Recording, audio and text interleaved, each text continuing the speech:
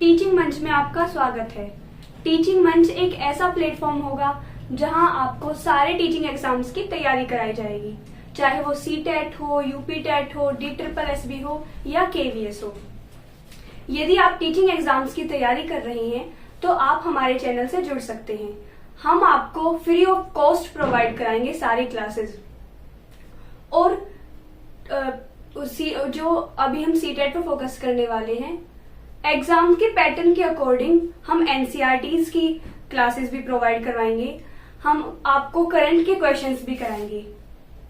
जैसा कि आप सभी जानते हैं कि सीटेट का नोटिफिकेशन आ चुका है। अब हमारा जो मुख्य फोकस होगा वो होगा सीटेट। तो आज हम सीटेट के बारे में जानेंगे।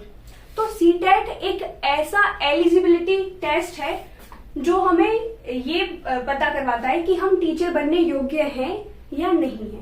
तो सीटेट की फुल फॉर्म है central teacher eligibility test. CTET की फुल फॉर्म है सेंट्रल टीचर एलिजिबिलिटी टेस्ट। पहले ये क्या होता था, ऑफलाइन एग्जाम कंडक्ट कराते थे, लेकिन अब ये 2 साल से CBT मोड पर हो रहा है, यानी कंप्यूटर बेस्ड टेस्ट हो रहा है। ये हमारा 150 मार्क्स का आता है। सीटेट पेपर 1 के लिए और पेपर 2 के लिए होता है। अभी हम PRT का सिलेबस डिस्कस करने वाले हैं।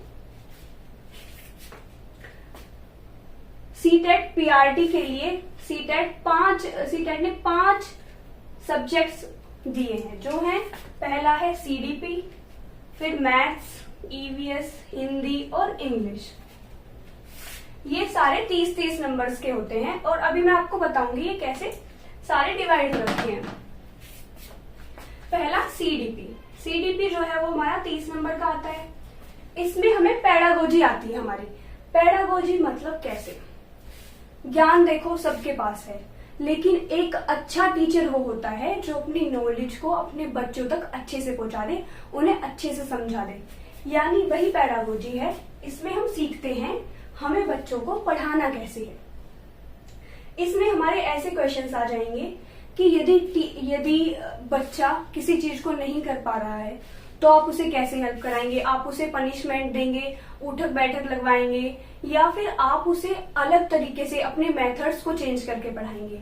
तो आप एक टीचर बनने जा रहे हो और आपको टीचर के जैसे सोचना है कि आपका आंसर इसमें कैसे होगा। तो हम बच्चों को अलग अलग चीजों से सिखाएंगे। भाई वो बच्चा एक चीज से नहीं सीख पा रहा है तो हम दूसरे तरीका का यूज करेंगे। हमें उसे पनिशमेंट नहीं देनी है। मैं आपको कुछ पॉजिटिव और नेगेटिव टैग वर्ड बताऊंगी, उससे हमें पता चल जाएगा कि हमें क्वेश्चंस में सही उत्तर कैसे पता चलेगा। जैसे मैं अभी आपको एक क्वेश्चन बताऊं, मेरे दिमाग में आ रहा है कि एक क्वेश्चन आता है कि जब बच्चा फेल हो जाएगा, यदि बच्चा फेल हो जाता है तो उसमें आप मतलब क्या करोगे। बच्चे को पनिशमेंट दोगे या उसे डिमोटिवेट करोगे, या फिर आप उसकी तुलना करोगे कि वो बच्चा फर्स्ट आया, तू इतने कम मार्क्स कैसे आया, या आपकी पूरी व्यवस्था फेल हो गई है, या आप उसे सही मार्गदर्शन देंगे।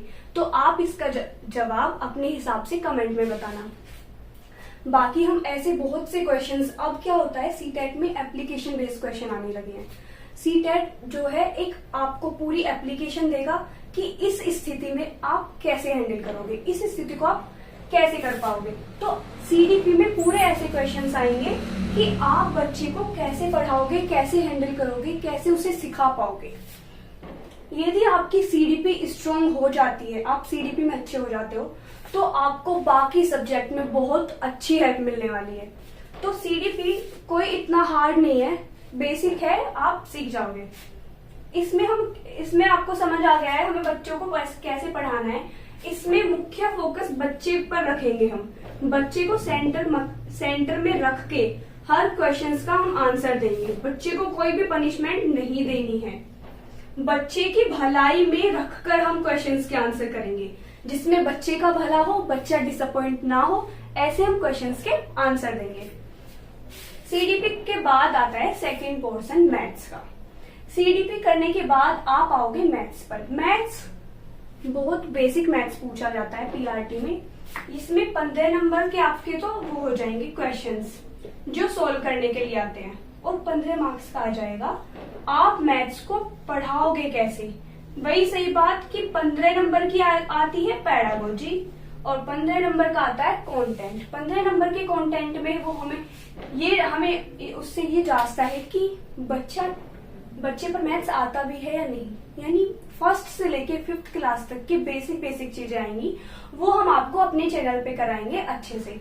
तो इसके क्वेश्चंस तो बेसिक्स आएंगे ही, 6 से 8 तक का होता है इसका, वो उससे ऊपर नहीं जाएगा। बेसिक से आपको वो क्वेश्चंस दे दिए जाएंगे, उनके आंसर आप करोगे। 15 नंबर का आएगा फिर पैडागोजी पार्ट। इसमें सारा कंटेंट जो हम 6 to 8 तक पढ़ते हैं, 1st to 8 तक पढ़ेंगे, साथ के साथ हम एनसीईआरटी भी कराएंगे, जिससे आपको उससे प्रैक्टिस हो जाएगी अच्छे से। अब आते हैं पैडागोजी। पैडागोजी पार्ट में क्या होता है, हम बच्चे को मैथ्स सिखाएंगे कैसे। मैथ्स का बच्चे में डर इतना होता है ना कि वो मैथ्स का नाम सुनते ही डर जाता है। वो किस वजह से है? अच्छे टीचर का अभाव है हमारे भारत देश में, ठीक है। ऐसा सीटेट का मानना है कि अब हमें टीचर को ऐसा बनाना है जो बच्चे की हर प्रॉब्लम को सॉल्व कर सके। तो बच्चे में एक ऐसे तरीके का यूज करना है जिससे जो मैथ्स है वो आसानी से सीख पाए, आसानी से एंजॉय कर पाए, मैथ्स को एक बर्डन के रूप में ना ले। खेल में जैसे वो बाकी के सब्जेक्ट पढ़ रहा है, ऐसे हमें मैथ्स को भी पढ़ाना है। जैसे हम देखते हैं, हमें एक क्वेश्चन दे दिया, जैसे हमें बच्चों को ये सिखाया कि 1+3 होता है 4। अब बच्चा ये सीख गया। अगला क्वेश्चन जब आया वो आया 7, 3, 2। अब बच्चा इसे भी ऐसे ही कर देगा नॉर्मली जब आपने इसे बताया है। तो यदि बच्चा इसमें ऐसे पैडागोजी में बता रही हूँ मैं, ऐसे क्वेश्चंस आते हैं कि बच्चे ने ऐसा किया है, आप बताओ कि इसे सही कराने के लिए आप क्या करोगे। तो ऐसे एप्लीकेशन बेस्ड वो आपको क्वेश्चंस दे देगा। तो हमें ये ध्यान रखना है कि पनिशमेंट पे बिल्कुल नहीं जाना है, कोई से भी उसमें पनिशमेंट आए उसे देखते ही काट देना है। तो 15 नंबर का कंटेंट हो गया। और पैडागोजी मतलब हम मैथ्स को पढ़ाएंगे कैसे। सीडीपी में हमने, सीडीपी जो है वो इन सबकी पैडागोजी का ना निचोड़ है, यानी जो आप सीडीपी में जितने भी साइकोलॉजिस्ट पढ़ोगे वो सब आपके बाकी सब्जेक्ट में भी काम आएंगे। अब हम मैथ्स हो चुका है हमारा, सीडीपी हो चुका है। तो इसमें कोई डाउट हो तो आप कमेंट में पूछ सकते हो, कोई भी आपको क्वेरी हो। अब हम आते हैं ईवीएस पे। तो ईवीएस देखते हैं। ईवीएस में भी सेम क्या होता है, 15 नंबर का कंटेंट, 15 नंबर की पैडागोजी। अब कंटेंट में क्या आता है, कंटेंट में आती है हमारी एनसीईआरटी।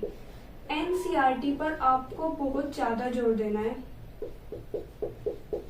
एनसीईआरटी से बहुत सारे क्वेश्चंस, 15 नंबर के सारे क्वेश्चंस एनसीईआरटी से ऐसे ही उठ के आ जाते हैं। तो 15 नंबर की एनसीईआरटी, वो भी 3rd से 5th क्लास तक की, वो भी हम आपको अपने चैनल पर प्रोवाइड कराएंगे। बाकी बताएंगे भी कि कैसे कैसे इससे क्वेश्चंस पूछे जाएंगे। तो इसमें 15 नंबर की 3rd से 5th क्लास तक की एनसीईआरटी आएगी। उसमें आपके जैसे चैप्टर है ना, उसके अंदर से क्वेश्चन पूछेंगे। जैसे उसमें चैप्टर में एक लड़की का है कि वो दिल्ली से केरल तक जा रही है, तो उसमें कितने पुल आएंगे, कितने पुल आएंगे, कितनी वो आएंगी, तो ऐसे क्वेश्चंस पूछते हैं। अब आ जाओ पैडागोजी पे। पैडागोजी में हमें फिर वही बात है सेम, हम ईवीएस को बच्चों को पढ़ाएंगे कैसे। इसमें ये क्वेश्चन भी आ जाता है कि जो ईवीएस है ना वो 3rd क्लास से 5th क्लास तक की क्लासेस में होती है, फर्स्ट और सेकंड में नहीं होती। अब ऐसा क्यों है कि फर्स्ट और सेकंड में नहीं है, तो हमें उसमें बताना है कि जो फर्स्ट और सेकंड में ईवीएस की नीड इसलिए नहीं है क्योंकि हमें फर्स्ट और सेकंड में हिंदी और मैथ्स के माध्यम से हमें बच्चों को पर्यावरण की जानकारी देनी है। अब ईवीएस में हम बच्चों को कैसे सिखाएंगे, जितना आप देखो, यदि आप किसी चीज को देखते हो तो ज्यादा देर तक याद रहता है, किसी चीज को कर लेते हो तो फिर तो भूल ही नहीं पाते बहुत टाइम तक। तो हमें बच्चों को कैसे पढ़ाना है, करके सिखा के पढ़ाना है, यानी हमें लर्निंग बाय डूइंग पर फोकस करना है। ईवीएस में और बाकी सब्जेक्ट में भी लर्निंग बाय डूइंग पर फोकस करना है। हमें बच्चों को खुद करके सिखाना है। यदि हम बच्चों को प्लांट्स के बारे में बता रहे हैं ना, तो हम बच्चों को फील्ड में लेके जाएंगे कि जैसे हम एग्जांपल लेते हैं, हम बच्चों को पेड़ के बारे में पढ़ा रहे हैं। अब हमें बच्चों को क्या करना है, ऐसे ही नहीं बताना है कि इसकी हाइट इतनी होती है, इसके स्टेम ये होता है। नहीं, हम बच्चे को फील्ड में लेके जाएंगे, वहां जाके उसे सारी पेड़ को बकायदा छू छू के उसे बताना है कि ये स्टेम होता है, ये स्टेम होता है, ये उसकी जड़ें होती हैं, ये पत्तियां हैं, इसके फिर अंदर के पार्ट भी हम उसे फील कराएंगे, अनुभव कराएंगे उसे हर चीज का। तो सीडीपी में ऐसे क्वेश्चंस देखने को मिलते हैं। अब आ जाओ हिंदी और इंग्लिश। हिंदी और इंग्लिश का ऐसा है, इसमें ना हम खुद से चूज करते हैं कि हमें फर्स्ट लैंग्वेज क्या लेनी है और सेकंड लैंग्वेज क्या लेनी है। यदि आप फर्स्ट लैंग्वेज हिंदी लेते हो तो आपको उसमें एक गद्यांश मिलेगा और एक पद्यांश मिलेगा, 7 नंबर का और एक 6 नंबर का, एक 7 नंबर का और एक 8 नंबर का।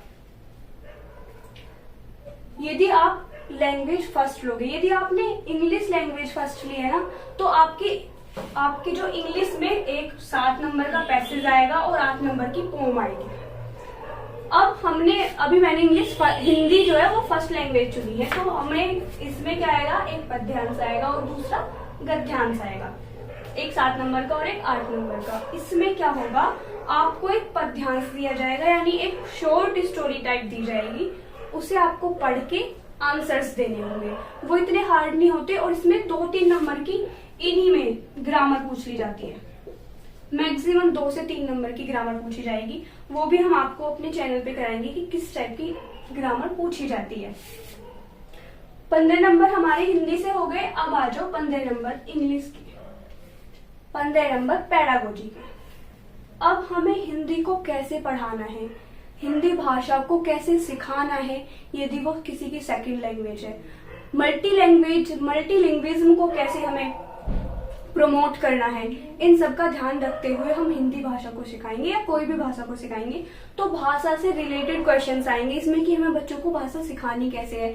यदि उसकी मदर टंग अलग है और उसका जो सेकंड लैंग्वेज है वो अलग है, तो हम उसे मदर टंग में सिखाएंगे या फिर उसकी सेकंड लैंग्वेज में सिखाएंगे। तो हमें प्राइमरी के लिए मदर टंग ही चूज करना है। यदि हम बच्चे की मातृभाषा में सिखाते हैं तो क्या होता है, बच्चा जो है एकदम फ्री होके पढ़ पाता है, अपने जो विचार है उन्हें अभिव्यक्त कर पाता है, ना वो इतना सोचता भी नहीं है। मतलब बच्चा यदि अपनी मदर टंग से होके आ रहा है घर से, तो वो तो ऑब्वियस सी बात है उसे अच्छे से आती ही होगी। तो मदर टंग पे ज्यादा फोकस किया गया, इसीलिए मदर टंग को यूज करना है। मदर टंग मतलब मातृभाषा, मातृभाषा।